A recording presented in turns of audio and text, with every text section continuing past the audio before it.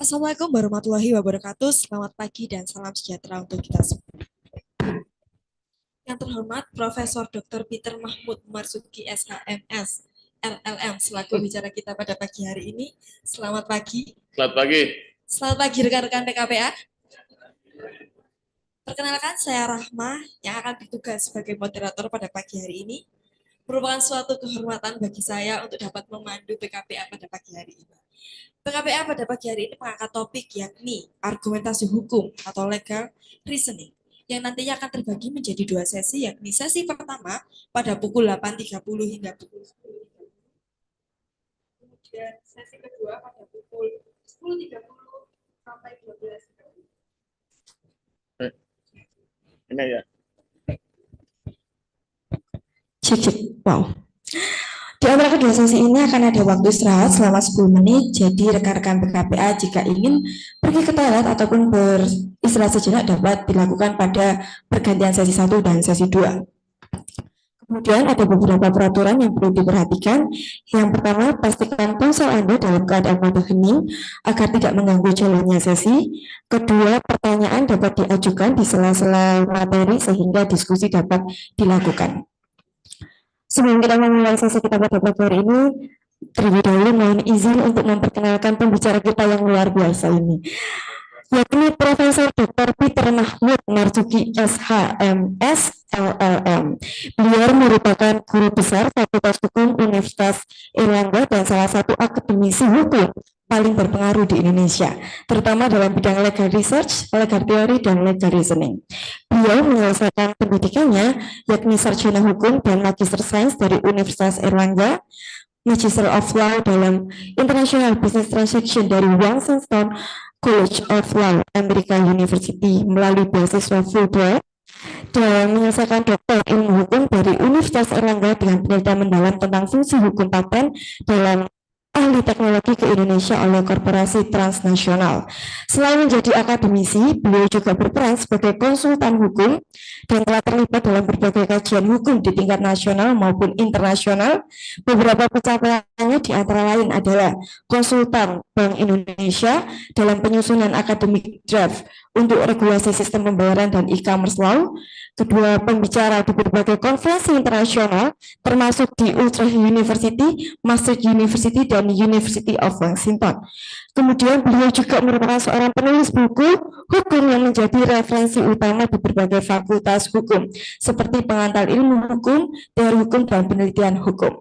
Tentu saja prestasi yang telah saya sebutkan tersebut jauh lebih luas dari yang ada, dan dengan pengalaman akademik dan praktik yang luar biasa tersebut, tentunya kita akan mendapatkan wawasan yang sangat berharga mengenai bagaimana menyusun argumentasi hukum yang kuat, rasional, dan berbasis metode yang tepat.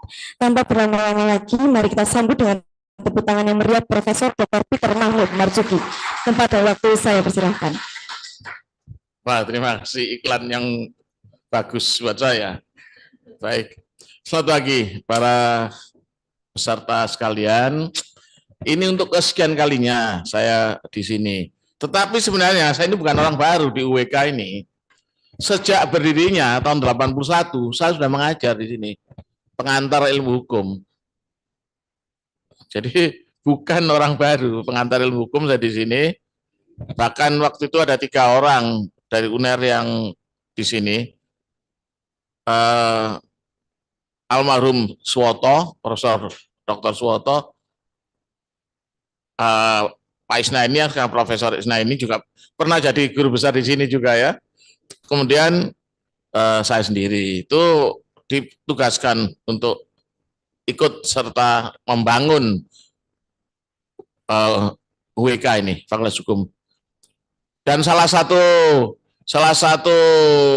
asisten saya yang dulu ngajar di sini dan lulusan UNER adalah sekarang jadi profesor di sini, Profesor Ari Purwadi. Itu masa saya di UNER tahun 8, kemudian lulus jadi sarjana hukum, ngajar di sini jadi asisten saya, sekarang jadi profesor. Itu ya bagus lah, senang saya. Ada juga doktor bimbingan saya di sini, Doktor Edi Kris Arianto, sekarang Warek 3 ya. Yang terakhir Dr. BC. Ini juga bimbingan saya promotornya. Jadi dengan UWK ini sudah seperti saudara. Ya. Baik, saudara sekalian, ya saya mulai saja ya dengan argumentasi hukum itu. Anda kan calon lawyer atau mungkin sudah jadi lawyer tapi belum dapat license. Loh ada loh, ada dulu waktu saya masih jadi saya jadi konsultan hukum itu saya resign tahun 2019. Kenapa? Karena pajaknya mahal, pajaknya tinggi sekali. Saya di UNER sudah bayar pajak. Begitu gajian kan ada pajaknya. Dapat fee di law firm juga bayar pajak. SPT digabung masih kurang bayar. Dan besar sekali. Nah, kemudian saya resign saja karena saya mau pensiun 2019. Nah, coba saya resign kemudian digabung kurang pajak, kurang bayar gimana? Saya bayar pajak loh, Saudara. Meskipun teman-teman saya ngomong, Mas, kayak apa bayar Mas, kok dikorupsi tukang pajak? Saya enggak, saya bayar pajak. Karena kenapa saya bayar pajak? Karena orang bijak taat pajak, betul enggak? Orang bijak taat pajak, saya jadi warga negara yang baik loh. Meskipun dikorupsi terserah, ya. Waktu itu ada Gayus Tambunan, korupsi pajak, ya terserah itu urusannya sendiri. Tapi saya sebagai warga negara bayar pajak. Saudara juga harus bayar pajak nanti kalau jadi lawyer. Waktu itu ada sarjana yang sudah selesai sarjana hukum tapi belum jadi lawyer. Nah, kami tugaskan. Nah, pertanyaannya apakah itu nanti dihitung tidak kalau seandainya saudara lulus PKPA? Nah, itu saudara sudah magang 1 tahun, tambah 1 tahun lagi atau harus 2 tahun setelah lulus PKPA. Ini saya tidak tahu, itu urusannya peradi, banyak peradi ya. Baik. Yang saya sesalkan itu terus terang aja, kenapa Mahkamah Agung itu memberikan kepada yang lain bukan peradi. Jelek-jelek ini saya ini kan dulu juga anggota kehormatan IKADIN. IKADIN loh ya. Nah, Saudara, seorang lawyer harus paham, harus mengetahui how to listen. Bagaimana mendengar klien. Waduh, ini ada echo ya. Nanti khawatir apa namanya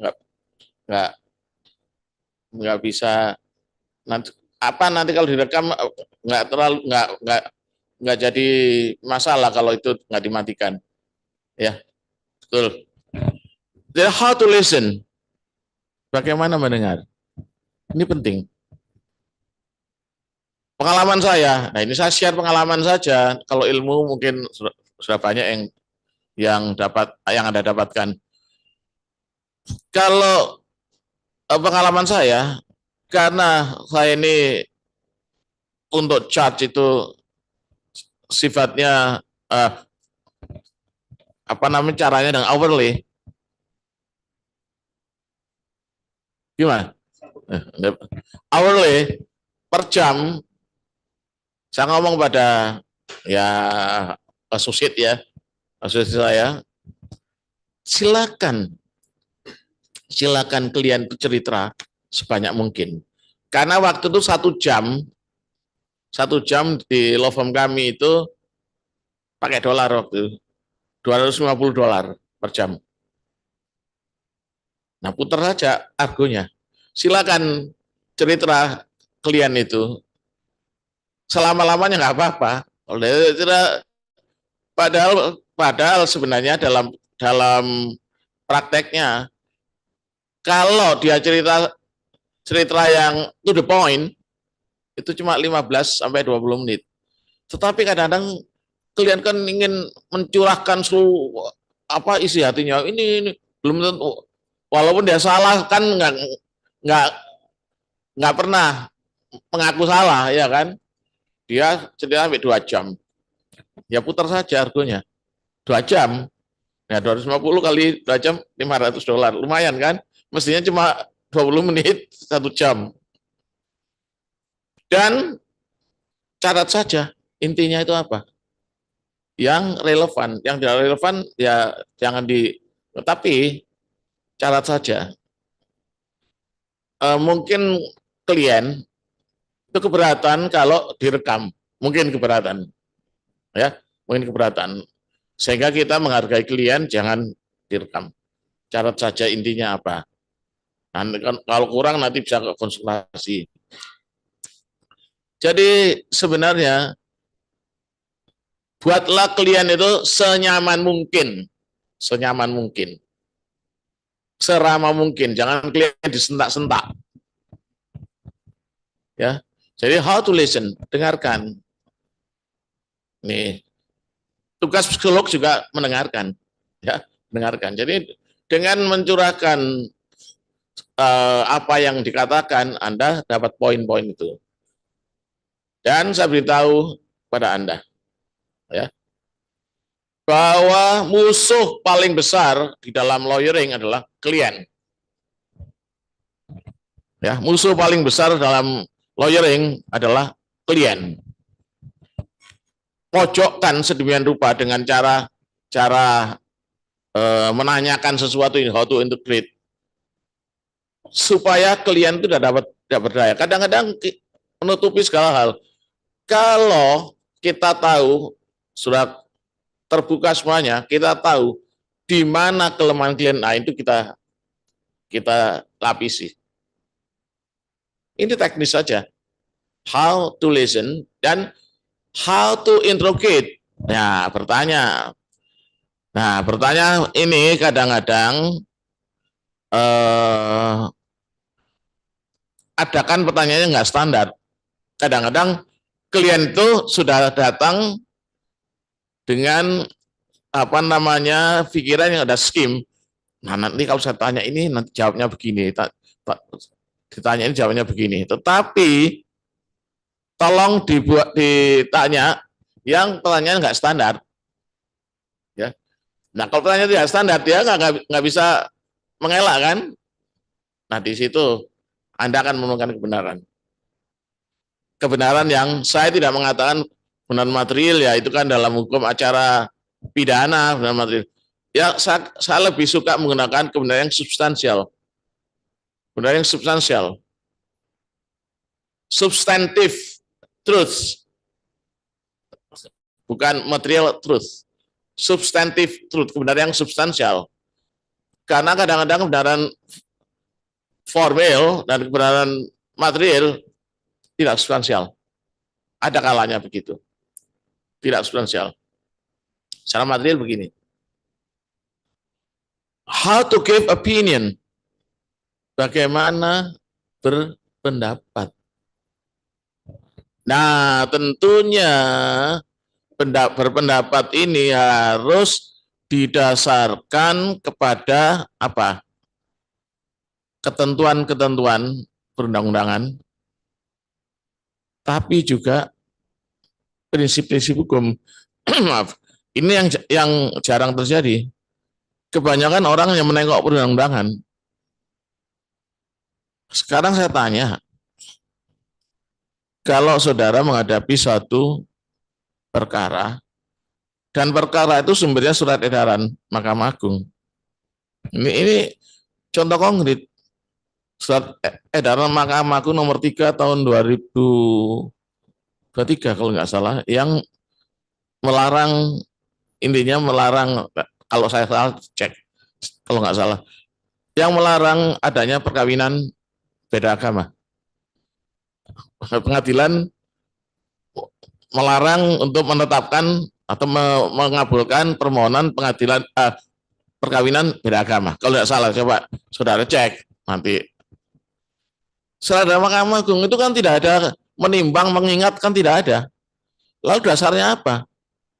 Mungkin selama saudara kuliah di Fakultas Hukum tidak pernah tahu apa dasar surat edaran Mahkamah Agung itu. Bahkan saya juga nggak pernah melihat.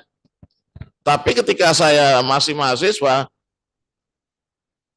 saya diajari surat edaran Mahkamah Agung nomor 3 tahun 63 tentang pernyataan tidak berlakunya BW sebagai kitab hukum, tapi kitab undang-undang, tapi kitab hukum. Saya tanya saat itu, apa dasar surat edaran Mahkamah Agung itu? Ternyata ada Undang-Undang Nomor 1 tahun 50. Dan ketika saya kuliah, undang-undangnya adalah Undang-Undang Nomor 13 tahun 65 tentang Mahkamah Agung. Ada. Ya, ada. Tetapi setelah diganti Undang-Undang 14 tahun 85 kalau nggak salah, itu tidak ada lagi surat edaran. Namun demikian sampai sekarang masih ada, masih dipakai. Nah ini saudara. Lalu, what is your opinion on that? Apa pendapat Anda tentang surat edaran Mahkamah Agung itu? Tetapi saya yakin ini pun akan ditolak oleh hakim karena yang bikin surat edaran Mahkamah Agung. Ya, tetapi paling tidak saudara sudah memberikan opini. Baru substansinya itu apa? Ya, jadi kalau berikan opini, formalitasnya dulu. Nah, sekarang kalau di perundang-undangan tidak diketahui, mungkin saudara langsung saja kepada substansinya, apakah sesuai dengan prinsip atau teori hukum. Itu. Nah, berikutnya how to debate. Nah, ini how to debate itu baik itu dalam perkara pidana, perdata, tun, mungkin pengadilan agama, how to debate. Ini penting. Di sinilah mulai argumentasi itu dibutuhkan. Ya, how to debate, bagaimana berdebat. Berdebat bukan debat kusir, ya. Debat ya debat beneran. Loh, saudara tahu kenapa kok debat kusir bukan debat tukang becak? Tahu nggak? Ya, saya beritahu saudara. Tapi saya minum dulu ya. Enak lah, santai.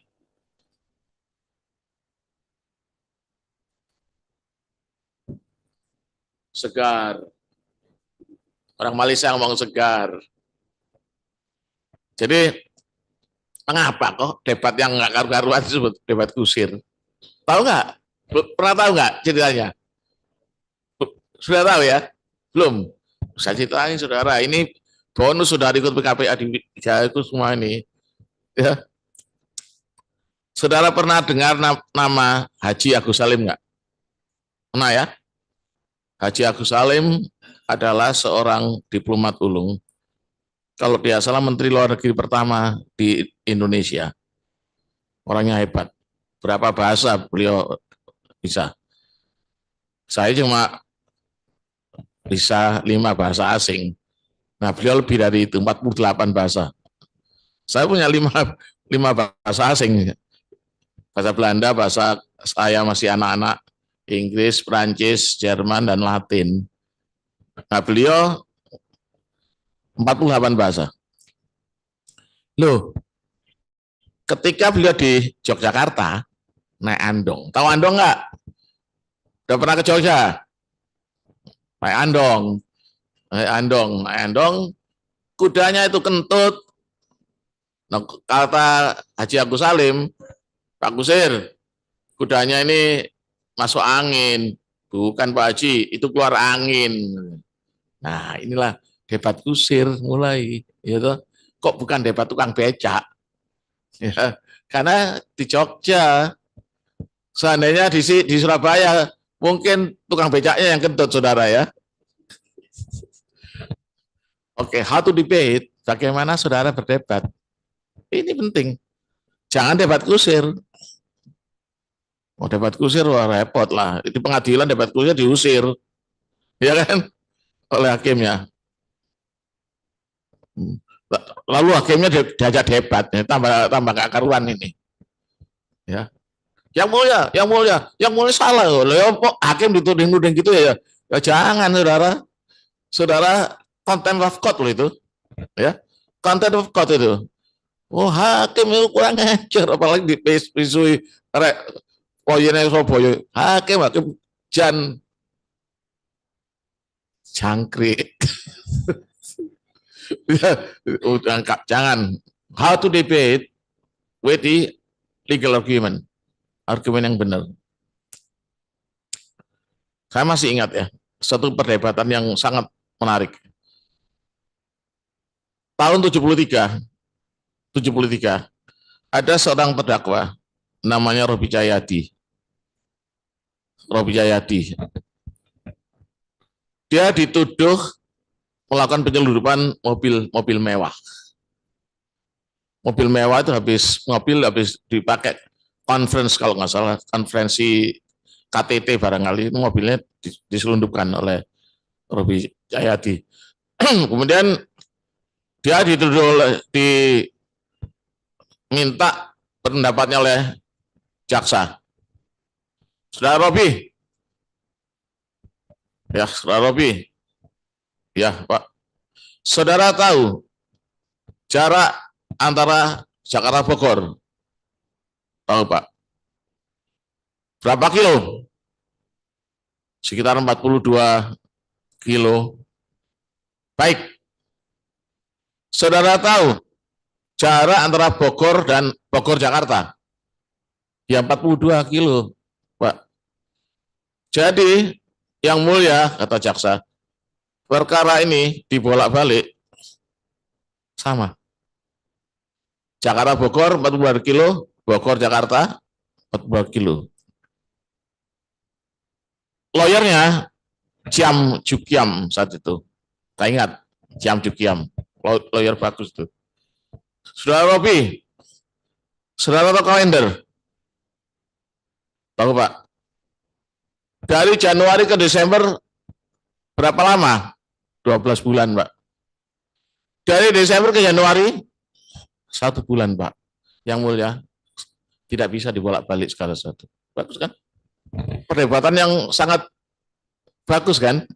Nah inilah perdebatan yang sebenarnya bukan kusir. Bahwa secara substansial sesuatu harus ditelaah. Tidak boleh semua dianalogikan semacam itu. Baik. How to negotiate. Nah ini biasanya bagian saya. Karena saya bukan litigator ya. Saya seorang corporate lawyer. Ya, jadi bagaimana bernegosiasi, terutama kalau dengan orang asing, biasanya saya yang melakukan negosiasi.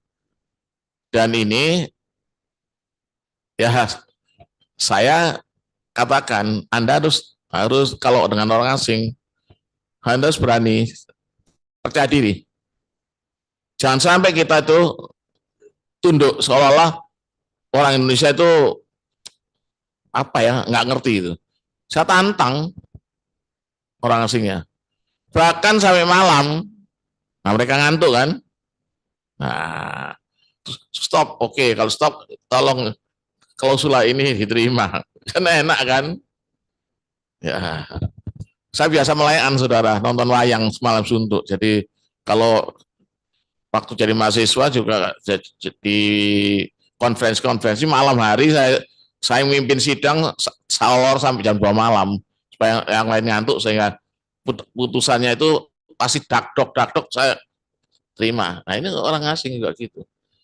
Dan harus mampu untuk berdiplomasi. Ini yang penting. Ya, diplomasi itu penting. Baik. Nah, kayak mungkin belum ada pertanyaan. Kalau pertanyaan ya nggak apa-apa. Argumentasi hukum itulah argumentasi yang digunakan dalam hukum. Ya, argumentasi yang digunakan di dalam hukum. Bukan argumentasi sosial ya. Ingat lo ya. argumentasi hukum bukan argumentasi dalam bidang ilmu sosial. Kalau bidang ilmu sosial itu bukan hukum, tidak ada masalahnya. Bahwa aturan ini bertentangan dengan kehidupan bermasyarakat. Nah, ini bukan, tidak. Kalau saudara berargumentasi, misalkan saja, apakah suatu peraturan di bawah undang-undang, benangan undang-undang harus jelas. Saya terus terang aja, contoh konkret ya, putusan Mahkamah Konstitusi yang sebenarnya saya terus terang waktu itu ketuanya Mahfud MD. Putusan Mahkamah Konstitusi tentang macica, anak luar kawin. Mahkamah Konstitusi itu apa sih? Dia menguji ketentuan undang-undang terhadap undang-undang dasar, betul. Nah, ini perlu saya kemukakan pada saudara bahwa menguji undang-undang terhadap undang-undang dasar. Apakah Undang-Undang Nomor 1 Tahun 74 itu bertentangan dengan undang-undang dasar? Ketentuan mana yang dilanggar oleh Undang-Undang Nomor 1 Tahun 74? Bahwa anak luar kawin atau kawin siri kan tidak ada dalam undang-undang perkawinan. Sudah kan pernah belajar undang-undang perkawinan kan? Perkawinan yang sah yang dicatatkan di KUA kan kalau Islam ya toh, atau yang sipil kalau yang non Muslim. Siri kan nggak ada.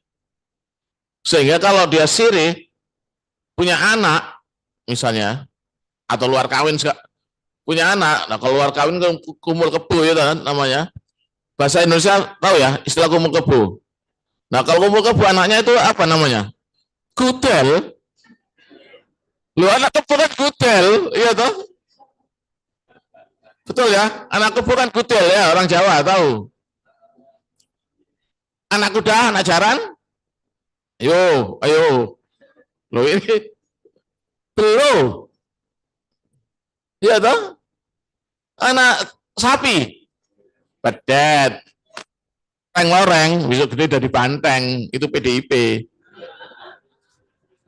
Ya, pedet, anak jaran belum, anak gajah, bener, Jawa bener Anda. Anak bebek, meri, anak mentok baru minti. Nah ini loh Jawa. Anak macan, gogor, ya toh. Anak singa, wings air, lion air, batik.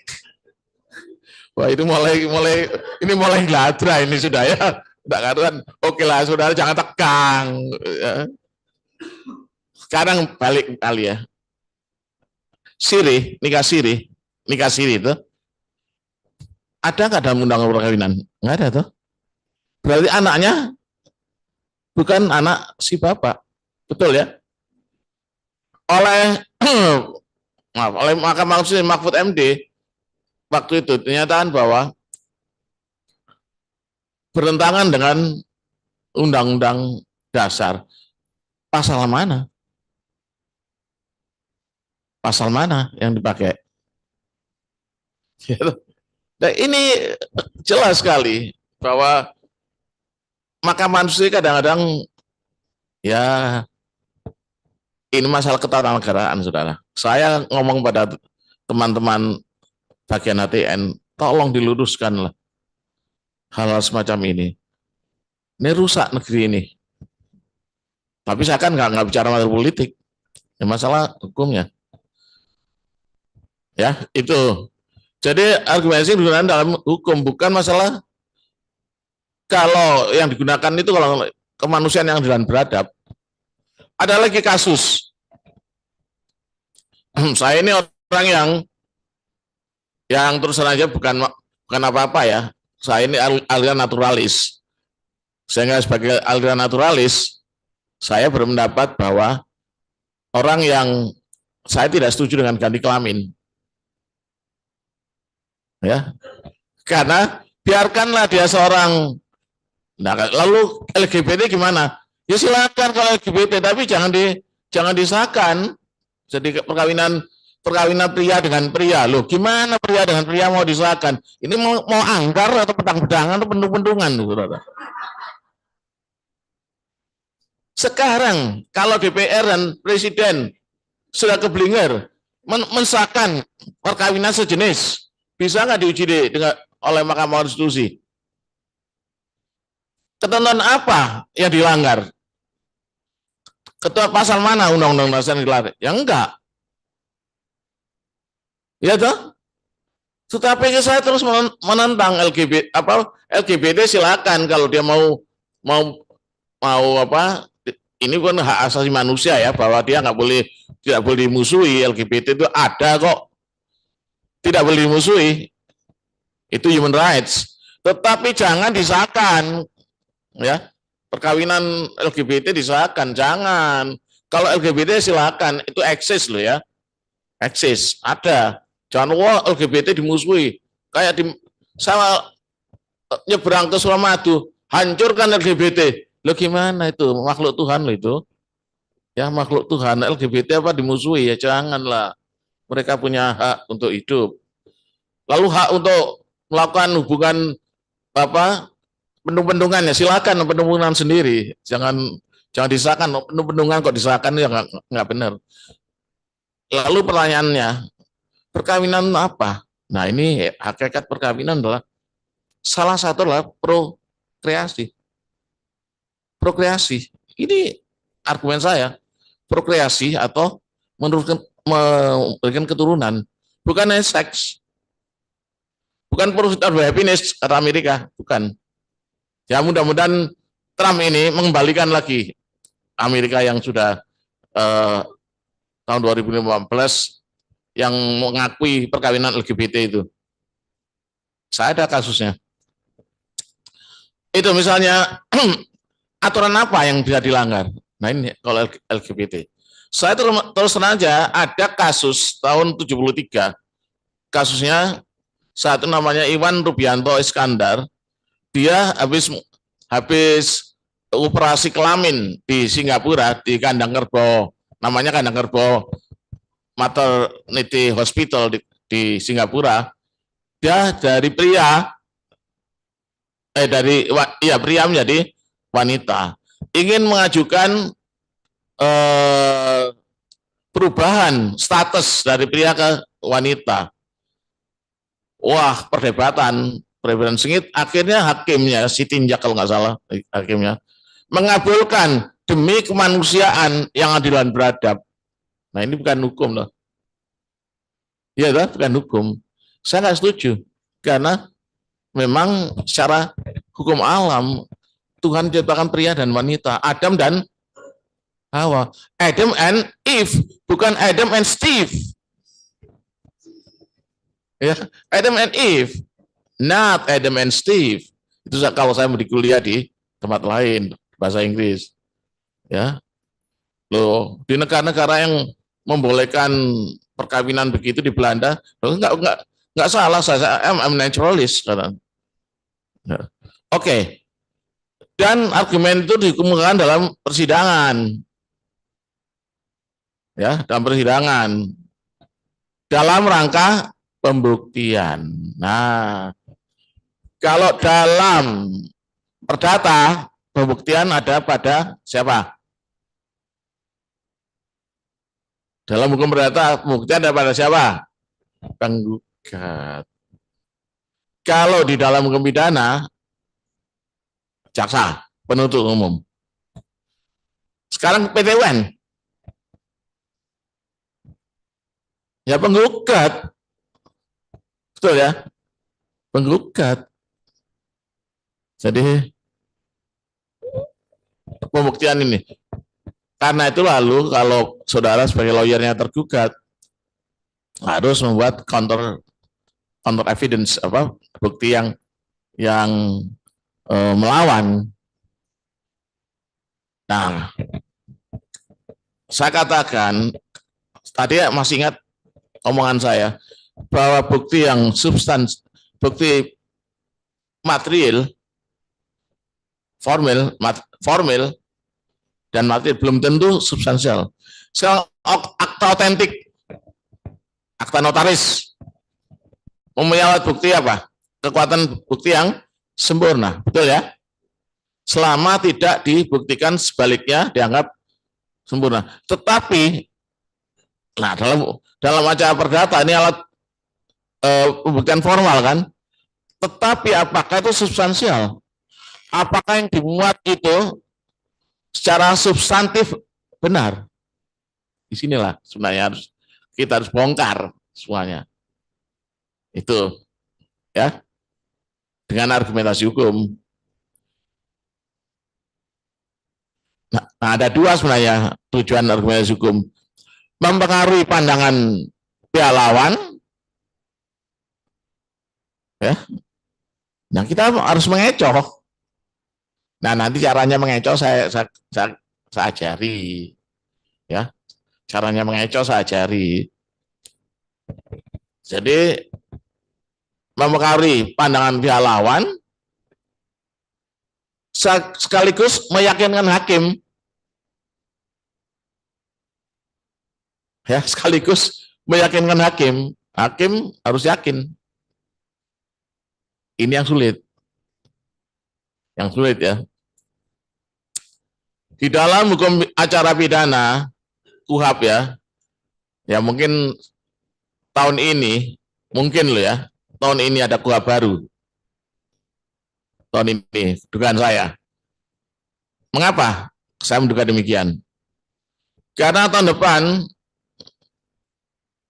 KUHP yang baru sudah berlaku.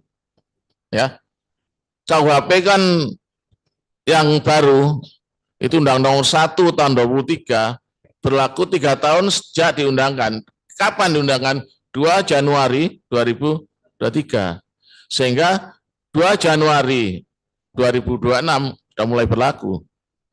Lalu KUHP-nya tetap yang tahun 81.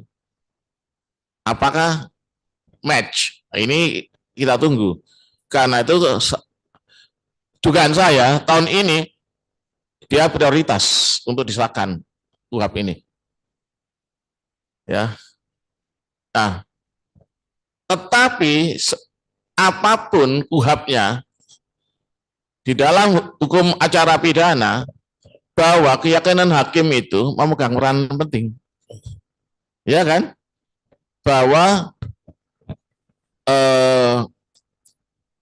ketentuannya pokoknya bahwa hakim itu akan menghukum terdakwa apabila hakim berdasarkan alat bukti yang disediakan oleh undang-undang, hakim mendapat keyakinan bahwa terdakwa melakukan perbuatan, bukan kesalahan ya, perbuatan yang dituduhkan kepadanya. Ya. Berdasarkan alat bukti yang diatur undang-undang, hakim mendapat keyakinan, bukan hakim yakin saja. Jadi berdasarkan alat bukti yang diatur undang-undang, hakim tidak yakin, ya terdakwa harus apa? Dibebaskan atau dilepas dari segala tuntutan hukum. Ini dua hal yang beda. Ya, kalau fresh prac, jaksanya boleh kasasi. Langsung kasasi. Nah, sekarang harus buktikan apakah fresh prac itu fresh prac semu atau isinya dilepas dari segala tuntutan hukum. Dulu di AIR memang dibedakan, tapi di KUHP tahun 81, Undang-Undang 8 tahun 81 itu tampaknya tidak dibedakan secara tegas itu. Dan Anda harus cermat apakah ini fresh prac, apakah fresh prac itu bebas ataukah dilepas dari segala tuntutan hukum. Nih. Karena memang ada kalanya bahwa perbuatan terdakwa itu terbukti, Tetapi bahwa perbuatan itu bukan tindak pidana. Nah, ini kan dilepas dari segala tuntutan hukum, iya kan? Itu kuhab. Oke, meyakinkan hakim. Nah, sekarang logika dalam penalaran hukum.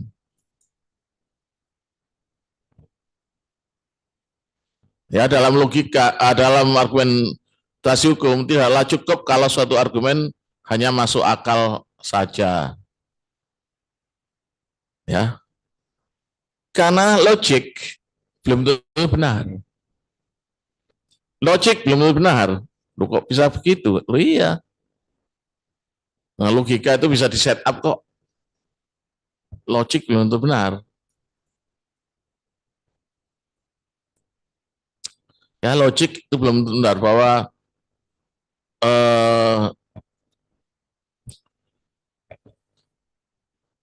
apa namanya? Kritis, maaf. Ambil contoh yang dalam bahasa Inggris saya kira lebih tepat ya. Bahwa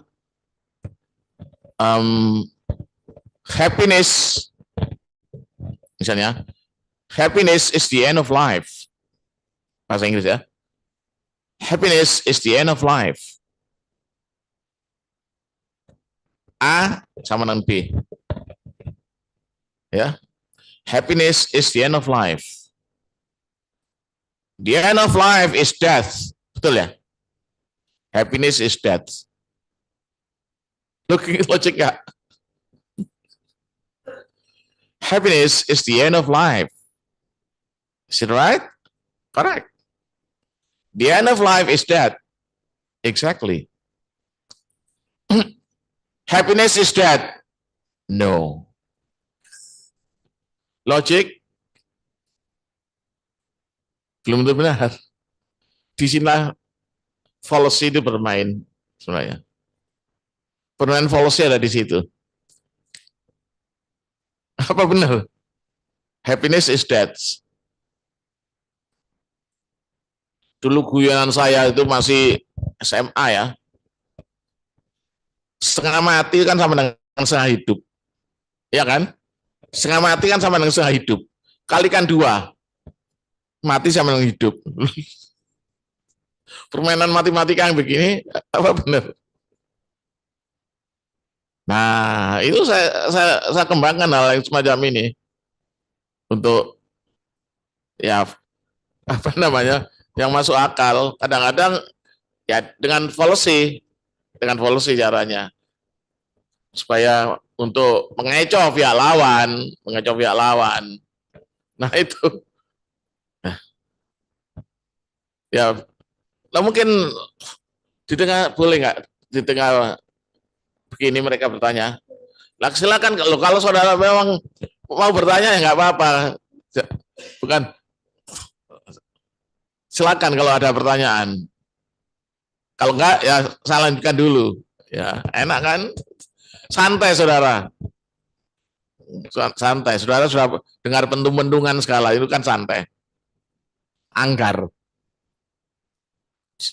Ya ini terus terang saja, ini jujur. Saya nggak ngerti mereka yang begitu itu. Karena saya normal. Ya. Saya nggak punya anak loh saudara. Jangan dipikir loh. Tapi tetap saya katakan bahwa saya Pak bayi tabung saya nggak masih belum bisa terima.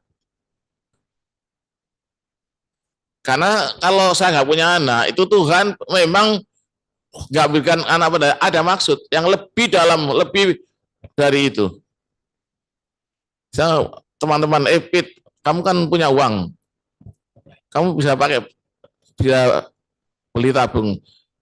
Bahkan saya nggak bayar pun bisa kalau mau beli bayi tabung. Teman saya, sepupu saya, seorang androlog, bisa. Tetapi apakah itu sesuai dengan Tuhan?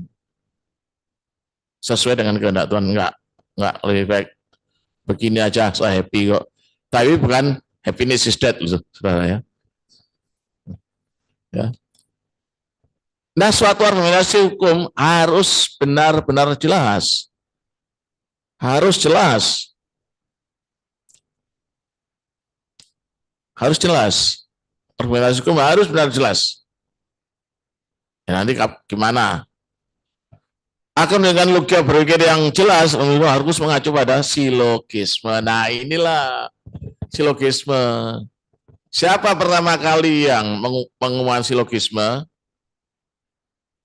Aristoteles. Aristoteles yang menggunakan silogisme. Aristoteles murid Plato, Plato murid Socrates.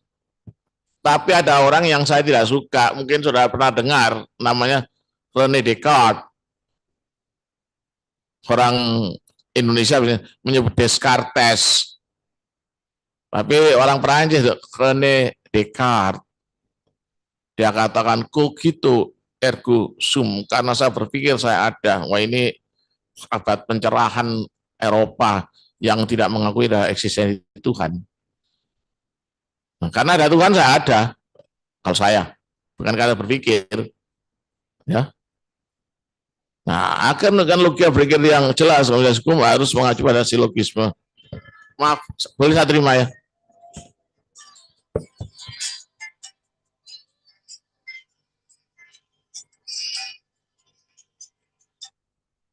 Halo L, apa L? Iya, iya. Oh, oh, lah, iya itu kan mana ya? Konfrontasi jadinya. Good. Oh, ya.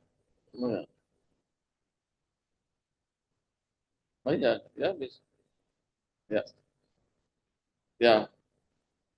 Ya sana nggak usah ditelepon lang baik. Kan mau jam pira kan? Enggak di oh iya ya wis ngono. Ya, secara secara apa apa. Ya, ya turun turun tangi, turun tangi, turun tangi. Oh, ya, ya, ya wis. Ya, ya saya enggak kan ketemu anu pemain Persebaya akhirnya. No hotel ya, hotel ya, no hotel, hotel. Ya wis. Nggak kena itu. Ya wis. Ya, Mbak Matias ketemu Matias. Ya, ya wis. Yes. Aku nggak kuliah, nggak kuliah Nawika. Terus biar semua. Ya, ya oke. Yo, yo, yo. Adik saya lagi di Solo ngawal Persebaya nggak boleh masuk karena apa namanya KTP-nya Surabaya. Dipikir supporter Surabaya akhirnya ke apa namanya temannya pemain ngobrol. Baik, jadi silogisme itu Aristoteles. Kalau René Descartes itu baru abad keberapa itu? Ya, oke ya. Silogisme. Nah, logika dalam bahasa Yunani itu ada katanya logika. Ini lambda, omega, gamma, apa ini? Terus K, logika, logika yang dalam penggunaan penawar yang valid. Logika itu bahasa Yunani. Logic bahasa Inggrisnya ya. Logic. Logis. Logis. Bahasa Indonesia.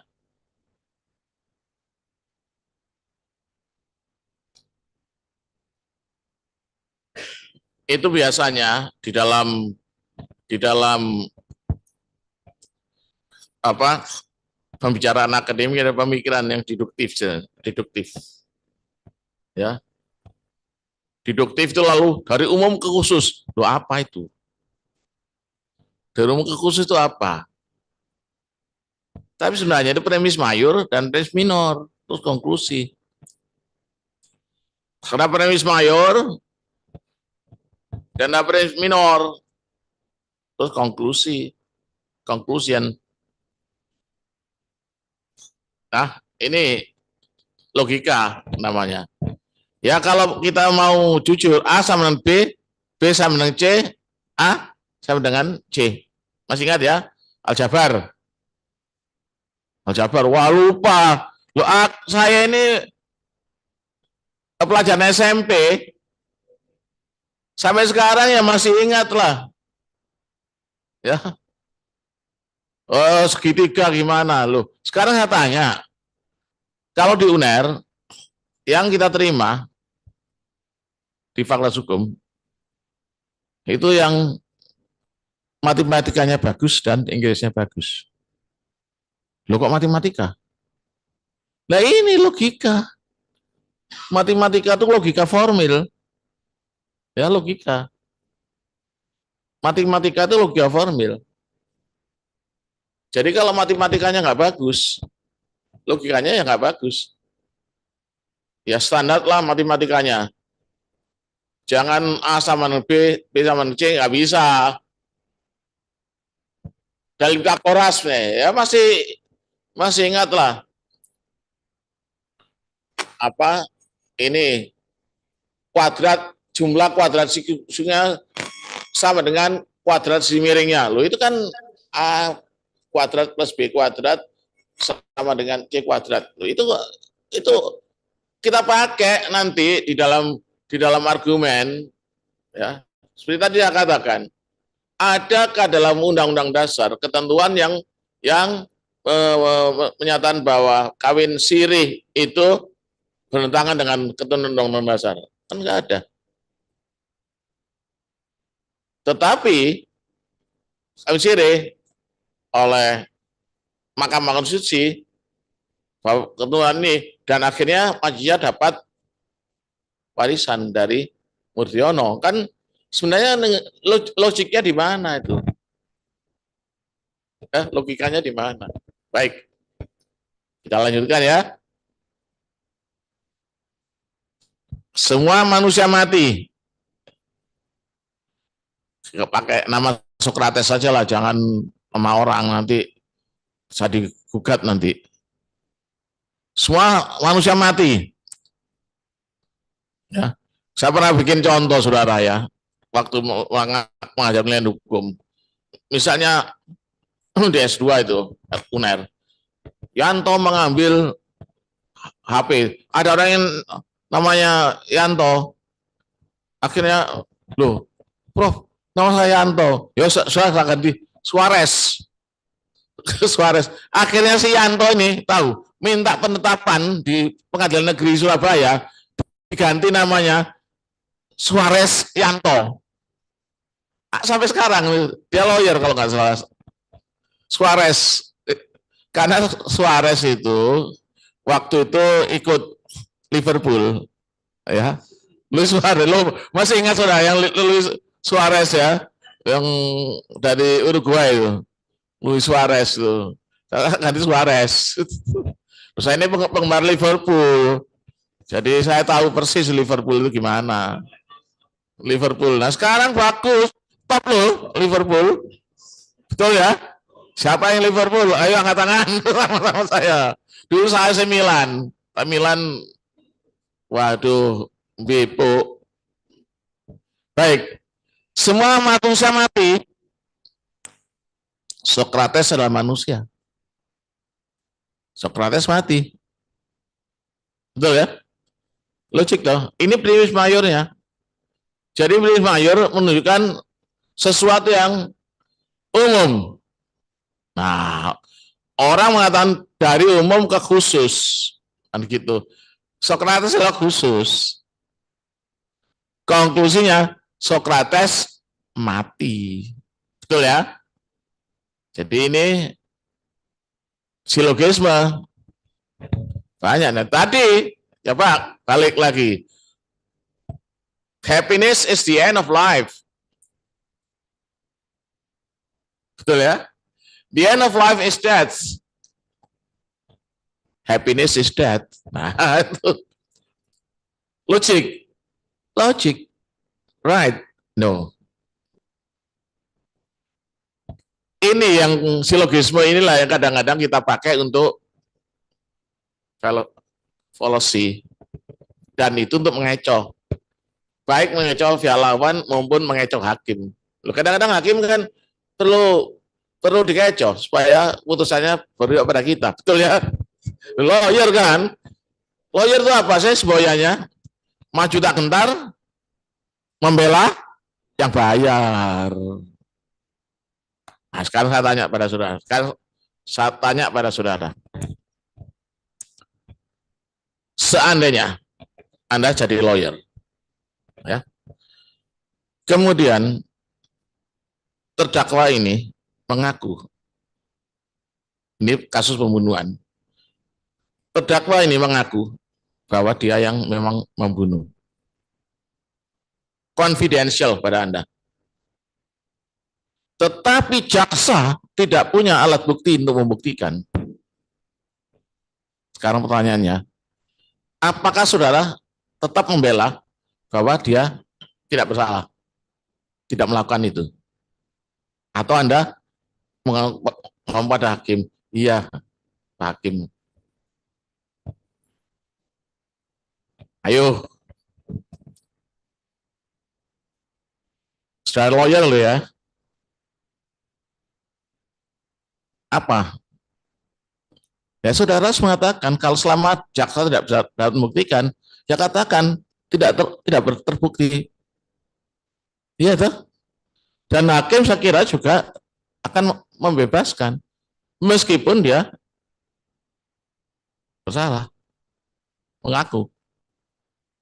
Nah, ini lawyer. Lalu teman saya loh, Mas, kalau gitu kan kita memerangi hati nurani. Bukan begitu. Tugas Anda sebagai apa? Pertanyaan saya, seandainya Anda seorang dokter, terus pasien Anda ini seorang penjahat besar, apa disuntik mati saja? Kan ya enggak kan? Tugas Anda sebagai lawyer adalah membela klien. Perkara yang jaksanya nggak bisa membuktikan, salahnya jaksa kan? Itu lawyer. Lalu kalau gitu kan kita mulai, bukan begitu. Kita kan bukan semacam nah, kalau gitu Anda nggak laku saudara ya. Ya silakan.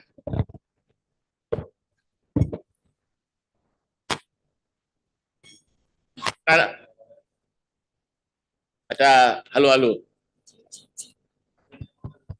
Apa? Oh, boleh silakan.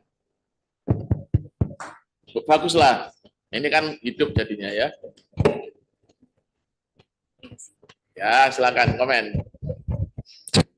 Bagus. Baik, terima kasih Prof. Nama saya Erwin, Prof. Ya. Saya ingin diskusi, Prof.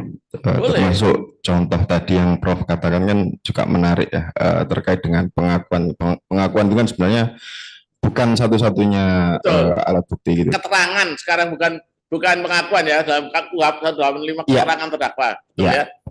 Ini termasuk juga nyambung dengan ketika Prof di awal pembukaan materi tadi mengatakan musuh terbesar pengacara adalah klien gitu. Ya.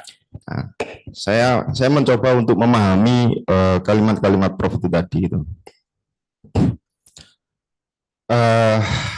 Ada 5 faktor ya yang seorang lawyer harus tahu yang betul, seperti Prof paparkan tadi, how to listen, interrogate, give opinion, debate, dan negotiate itu. Ya. Dari sini ini kan ketika kita menghadapi klien, kita berusaha untuk menyelami pokok persoalan yang sedang disampaikan oleh klien. Nah, dari situ kita akan mengetahui apakah klien ini memang benar-benar jujur atau dia mencoba untuk lolos dari masalahnya sehingga dia harus berbohong. Iya, cuma alamatnya doang sih ganti ya. Pertanyaan saya, Prof. Ketika seorang klien ternyata ya setiap orang pasti kalau bermasalah secara insting dia akan mencoba untuk keluar dari masalah gitu. Nah, biasanya dia akan berbohong. Iya. Biasanya gitu, Prof. Lama jadi. Nah, Langsung. seorang lawyer itu kan tidak hanya berbicara soal uang melulu, Prof ya, tapi Nah. juga kita bicara soal track record. Kita ketika kita paham hukum, maka kita akan karena kita bisa mengukur ke depan. Dalam persidangan bisa jadi kalah atau dia bisa dikatakan kalah. Meskipun prinsipnya kita tidak boleh menuduh seseorang sebelum ada putusan.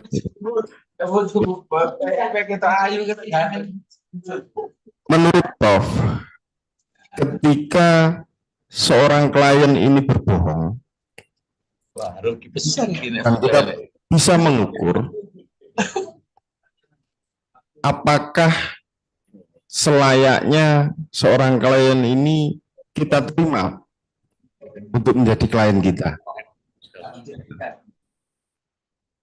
Karena yang saya pahami kan kita tidak boleh semata-mata hanya menerima uangnya saja, tapi kita harus paham betul dengan pokok persoalan dia,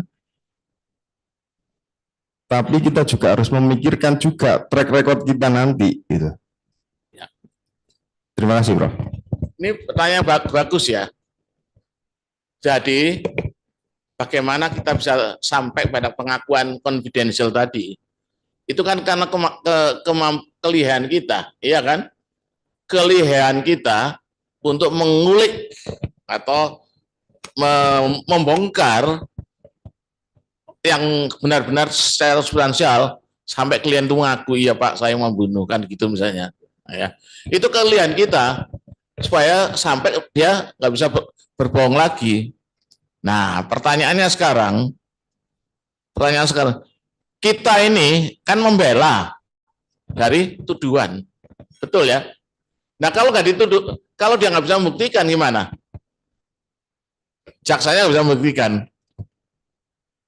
Atau pada saat dia mengatakan, ya Pak, saya yang membunuh, karena Anda sudah dapat memperoleh informasi yang benar dari kebohongan itu, akhirnya terbukti dia mengatakan demikian, betul ya? Ya Pak, ternyata saya yang membunuh. Lalu Anda tinggalkan, misalkan aja. Wah, kalau gitu saya nggak berani membela Anda. Gimana? Ini pertanyaannya. Seandainya itu daripada Anda tinggalkan atau tidak, itu. Ya, saya bisa jawab itu, Prof. Boleh. Ya. Ini bagus. Kalau misalkan ada klien saya yang mengakui dia membunuh dengan bukti-bukti yang dia suguhkan untuk menguatkan opini pengakuan dia, maka saya tidak akan gini. Jadi setiap orang pasti punya hak. Ya. Nah, itulah yang akan saya bela, bukan kelakuan dia. Kalau kemudian dia bersalah, dia sudah mengakui, alat bukti yang dimiliki jaksa juga cukup kuat, maka hak-hak tertentu, hak-hak dasar dia yang harus dipenuhi, nah itulah yang akan saya bela, bukan kemudian kelakuan dia. Saya pikir itu. Jadi gini ya, ini ceritanya. Misalkan aja ada klien, ya, datang pada Anda, dan klien ini Anda berhasil mengulik sampai kepada dia mengakui, ya Pak, saya memang membunuh. Oke ya, sampai di situ. Tetapi jaksa tidak dapat membuktikan. Jaksa dapat membuktikan, bukan ada counter evidence, tapi jaksa tidak dapat membuktikan itu. Karena jaksa tidak dapat membuktikan, dan Anda tahu bahwa jaksa nggak bisa membuktikan, lalu apakah Anda lepas klien ini? Tidak, Prof. Nah, ya sudah, Anda nggak salah di situ. Karena tidak dapat membuktikan, masa ngomong pada hakim, Pak, memang dia yang membunuh, kan nggak gitu ya? Ya itulah, itu maksud saya. Bisa dipahami ya? Ya, jadi Anda nggak berdosa. Nggak, jaksa yang nggak bisa membuktikan, kok salahnya jaksanya. Apa lalu Anda mengatakan kepada jaksa memberikan counter evidence yang memberikan amunisi pada jaksa supaya yang nggak etis lah dari segi etika profesi lo ya, bisa diterima ya. Ya, gimana?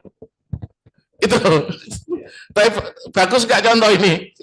Iya, Bro. Semua dalam persidangan itu kan pasti kita akan menyuguhkan bukti. Iya. Dan seorang yang berjalan dengan dasar-dasar hukum, semuanya juga harus berdasarkan dasar. Betul, Anda benar.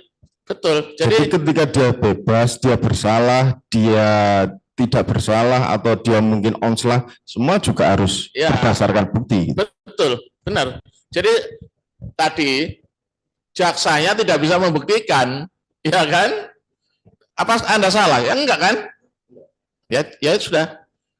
Ya itulah. Yang lain bisa nangkap ya, itu persoalan ini. Ini menarik. Apakah ada kasus demikian? Pada saya nggak ada, tapi saya tahu ada. Saya tahu ada. Enggak, tapi tahun-tahun yang berapa tahun lalu lah. Saya belum jadi sarjana kok. Saya tahu itu ada itu kasus itu. Bisa cuma ya berikan contoh. Baik. Mungkin ada lagi yang mau bertanya masalah ini. Ya. Kan? Oh, ini dulu, dia dulu. Ya. Kan ini praktek, saudara, bukan teori. Selamat pagi, Prof. Pertanyaan saya berbeda dengan pertanyaan Mas yang sebelumnya, ya, Prof. Ya.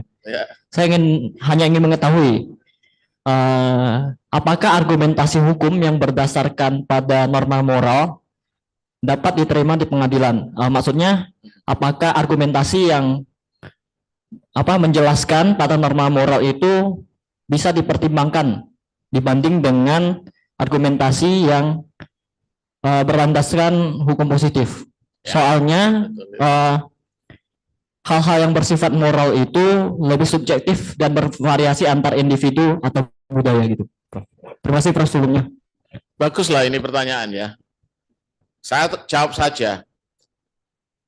Jujur saya katakan, kalau di Indonesia agak sulit.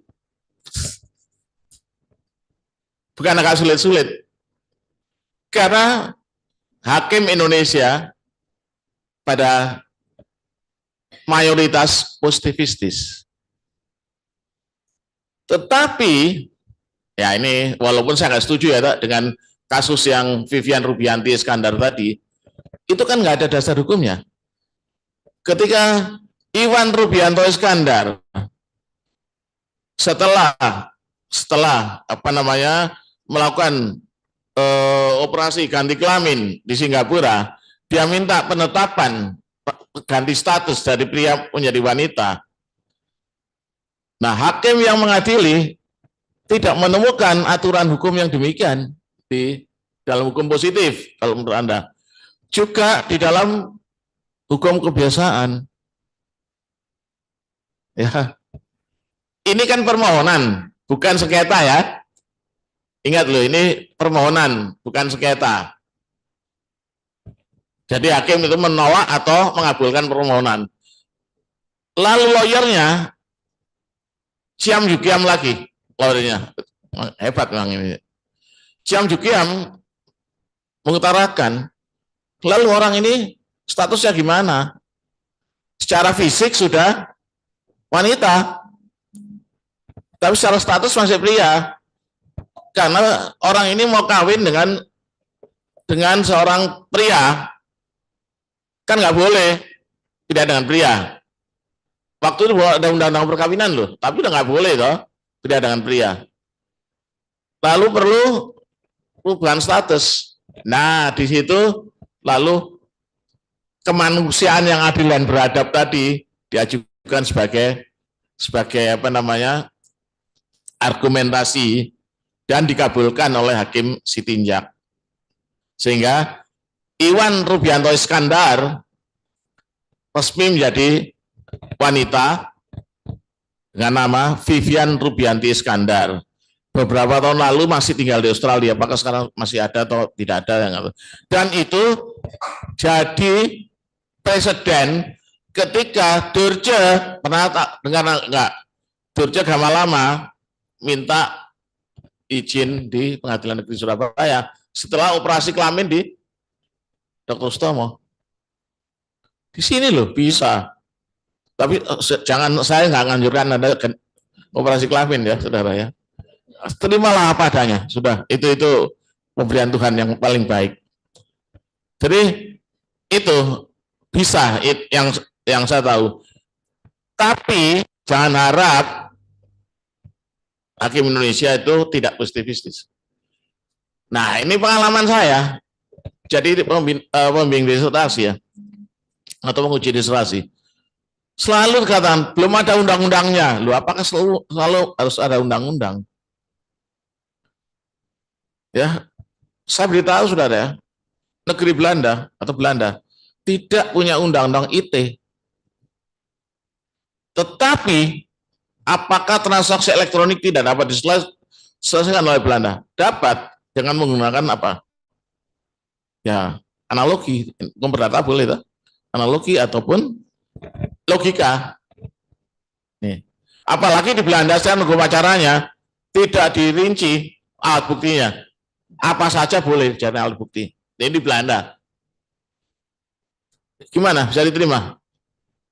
Jadi kalau Anda jangan harap hukum positif argumentasi moral itu akan diterima. Tapi ya coba saja sebagai lawyer kan, keep trying.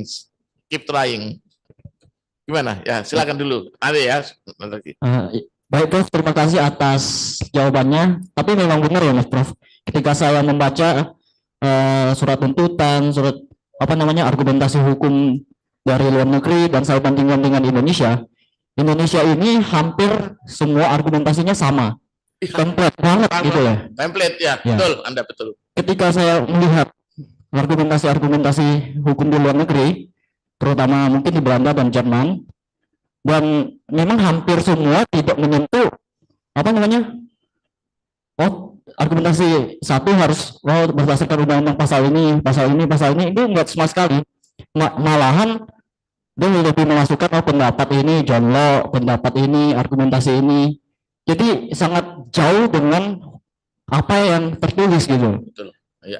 Dan memang hal itu dibolehkan, tapi kalau Indonesia kita maki kita udah pasti kalah ya Prof ya. Iya. Betul. Terima kasih ya Prof ya. Ini saya beritahukan ya di Belanda ini terutama saya karena sering ke Belanda. Sebelum COVID saya hampir tiap tahun ke Belanda. Untuk apa? Ya lu lihat tulip dan belanja buku yang bahasa Belanda. Karena kalau bahasa Inggris Singapura aja bisa. Ke Belanda nggak ada Singapura. Jadi ke Belandanya dan banyak perkembangan di sana hukum. Saya beritahu ya, di Belanda di Hoogstraat itu ada prokureur jenderal. Apa itu prokureur? Mahkamah Agung, Hoogstraat Mahkamah Agung. Di samping Mahkamah Agung ada yang nama prokureur jenderal ini adalah orang-orang terutama dari perguruan tinggi ya untuk disiapkan untuk membantu membuat putusan dari Mahkamah Agung. Jadi sebelum Hakim Agung bersidang, dia minta pendapat dari prokureur jenderal ini mengenai masalah ini dan ahli di bidangnya. Dan sekarang coba saudara, mohon maaf ya saya katakan, Hakim MK. Apakah ada yang ahli di bidang perdata? Lu beberapa itu masa saya lo. Apa ada? Lalu menyidangkan kasus asuransi. Lu gimana? Pasal dalam KUH Dagang BVK nggak dimengerti. Akibatnya ya ada putusan apa itu? Saya nggak bahas di sini terlalu ya. Gimana ya? Jadi sebenarnya seringkali kita tidak menyadari bahwa di balik pasal ini ada rasio legisnya. Itu yang kalau di Belanda dan Jerman. Rasio legisnya apa yang ada di belakang ketentuan itu yang diungkap. Di sini enggak ya, pasalnya begini. Gimana ya?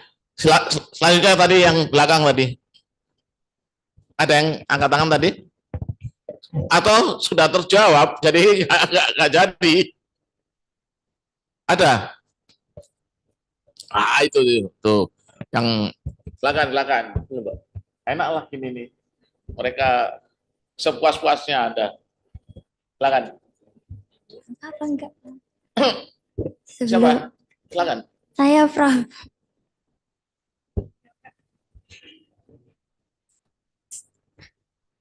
Sebelumnya perkenalkan, nama saya Balkis Gaida Bahia.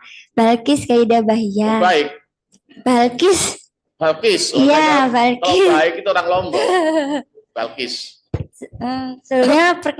Sebelumnya saya ini selaku fresh graduate, jadi mohon maaf ya Prof kalau ilmunya masih banyak yang pengen tahu. Ini mau bertanya, ada di Undang-Undang Nomor 1 Tahun 2023 KUHP, KUHP ya. Pasal 252 yang ayat 1 itu kan isinya mengenai santet ya, Prof. Santet kayak gaib gitu. Nah, ini saya mau nanya, bagaimana kelak selaku kuasa hukum menyusun argumentasi hukum dan mengutarakan pembuktiannya kepada hakim di pengadilan itu terhadap kasus ini, dan apakah bisa dibuktikan atau lihat foto atau dari segi medis atau psikis seperti itu. Terima kasih. Sekarang kalau santet itu ya nggak bisa medis.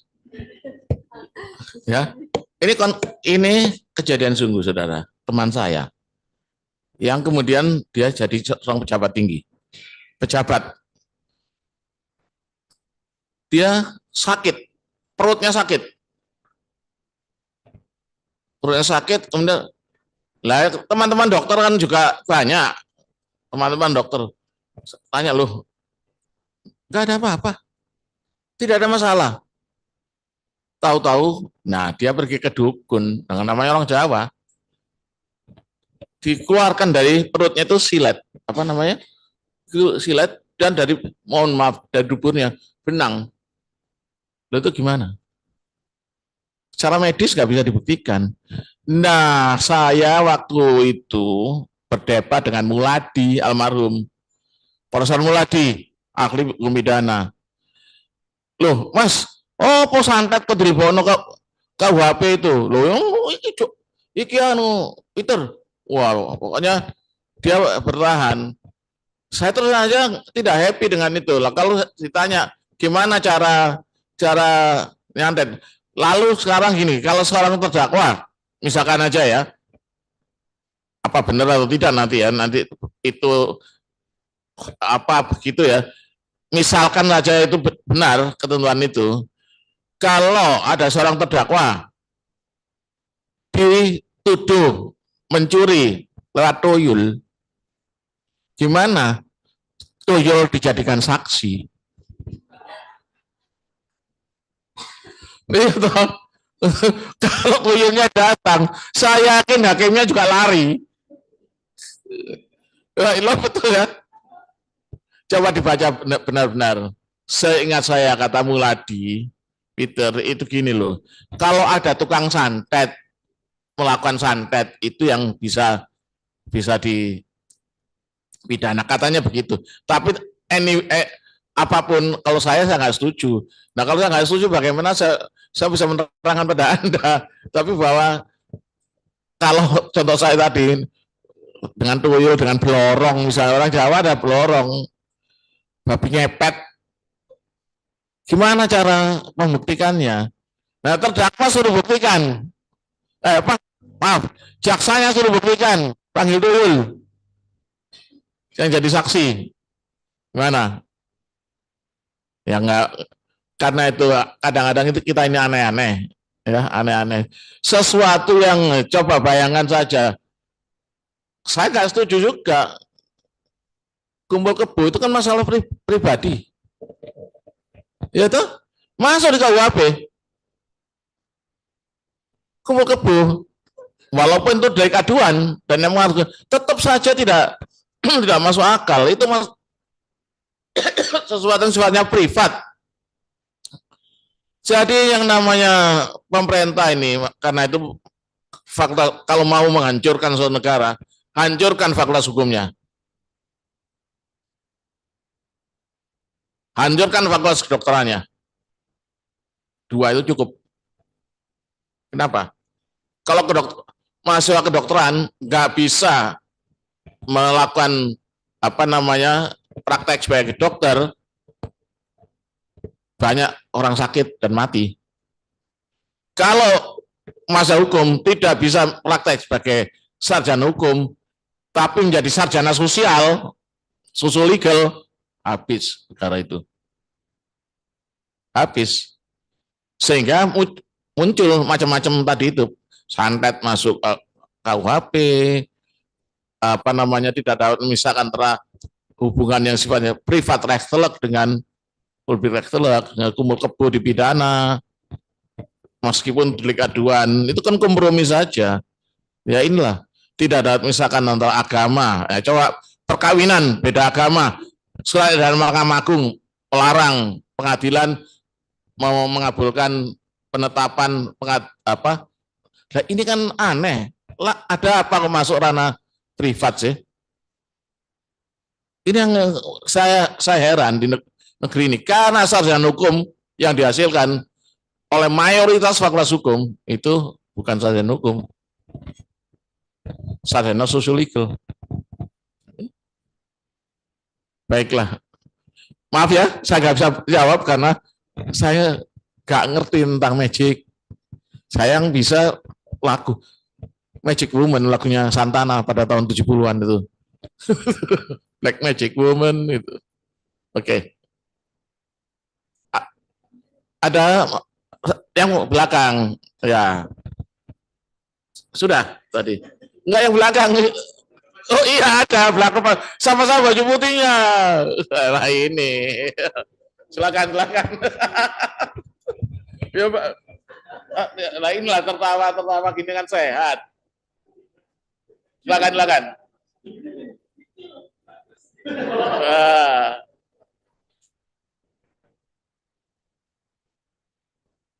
Oh, nggak bisa dipakai. Ya. Bagus. Baik, terima kasih Prof. Mungkin saya mau kembali ke pertanyaan pertama tadi karena Bagus, juga ya. cukup menarik kasus yang disampaikan sama Prof.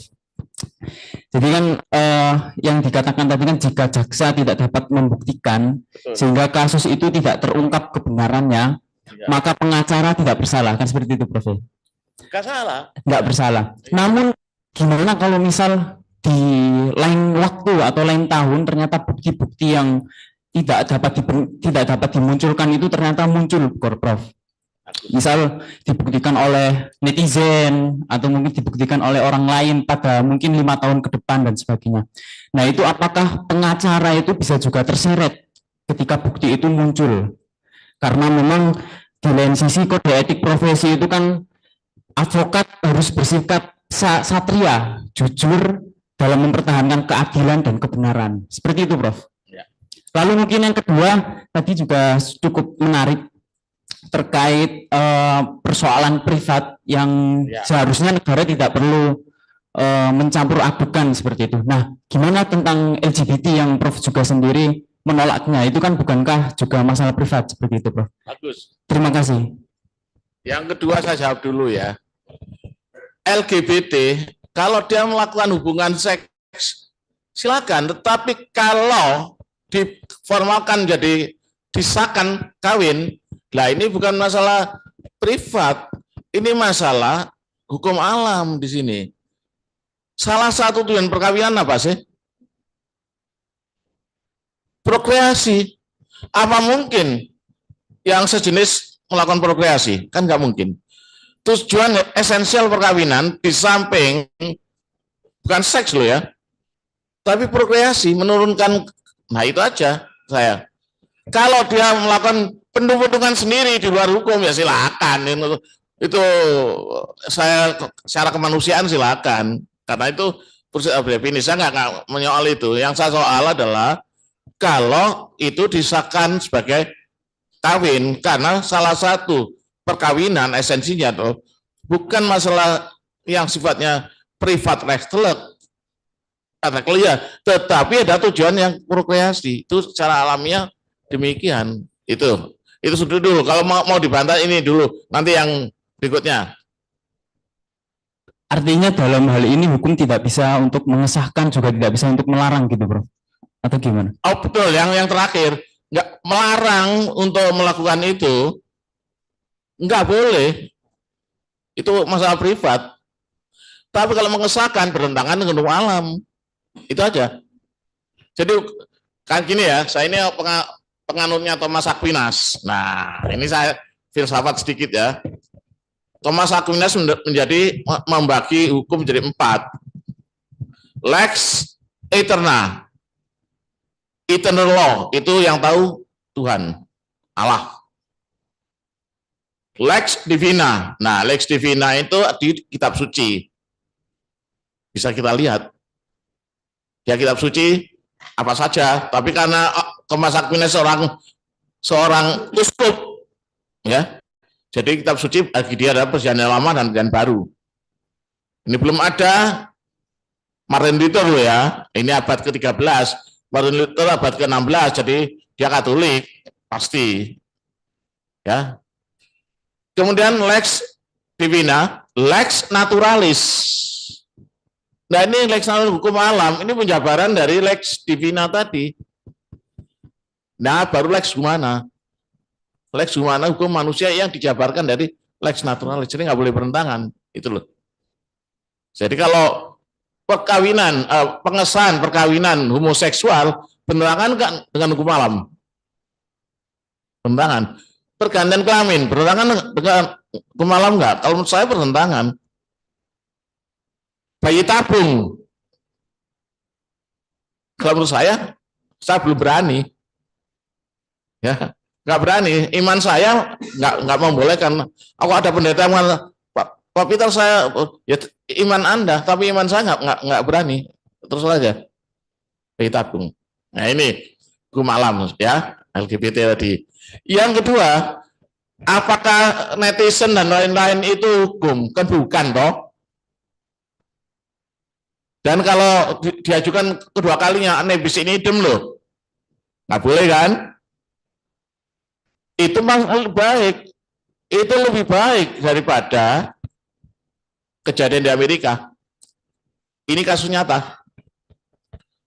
2 orang bersaudara, orang kulit hitam. Karena pandainya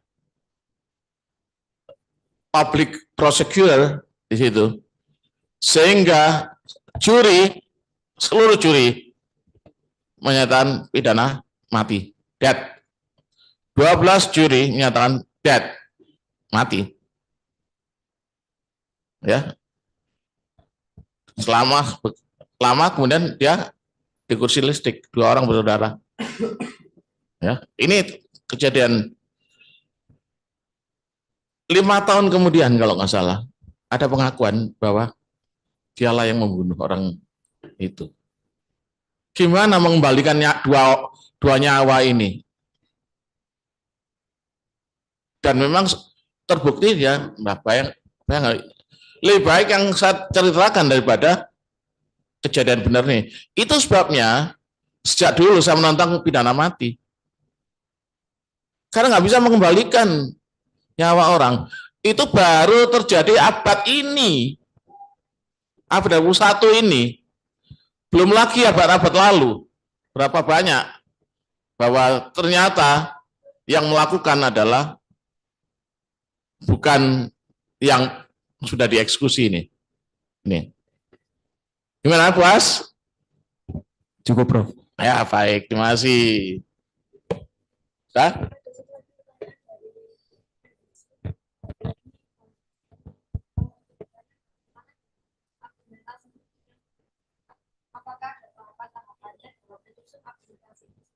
Ya, nanti saya terangkan. Itu akan saya terangkan. Ya. Ya, saya terangkan, nanti saya akan terangkan justru itu. Ini kan baru pemanasan. Nanti saya terangkan. Ya, oke. Baik. Ya, saya teruskan. Ini masih kurang 10 menit ya. Nah,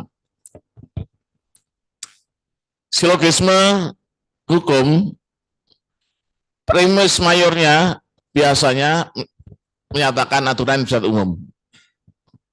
Aturannya bersifat umum.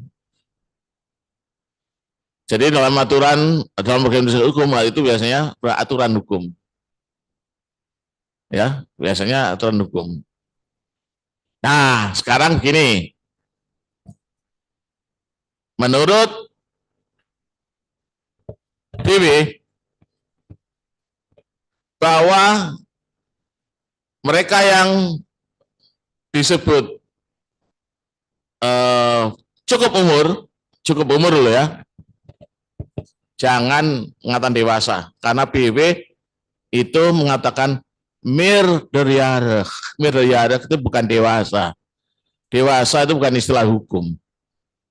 Mungkin istilah hukum adat ya, tapi istilah hukum dalam artian tidak ada adult itu, yang ada adult movie, saudara ya. Ya, adult movie ada ya, tapi adult itu nggak ada. Adult dewasa. Setelah BW yang disebut yang sudah cukup umur adalah yang 21 tahun penuh atau belum atau sudah kawin. Kawin loh, bukan nikah loh ya. Undang-Undang nomor 1 itu undang-undang apa? Perkawinan, bukan pernikahan loh ya. Karena sepanjang saya pelajari tidak ada yang mengatakan matrimoni. Matrimoni pernikahan. Tapi apa? Marriage, perkawinan. Ya, marriage. Kalau bahasa Prancis mariage, sama. Perkawinan. Huwelijk bahasa Belanda. Ya, jadi mereka yang sudah berusia 21 tahun penuh atau sudah kawin. Jadi walaupun belum 21 tahun penuh, tapi kalau sudah kawin dianggap sudah cukup umur. Cukup umur loh ya. Katakan saja Willem 20 tahun 11 bulan dan belum kawin. Prinsip mayornya, mereka yang dianggap cukup umur adalah yang 21 tahun penuh atau sudah kawin. Willem 20 tahun 11 bulan dan belum kawin. Apakah Willem cukup umur? Enggak toh? Iya toh? Ya, konklusinya Willem belum cukup umur.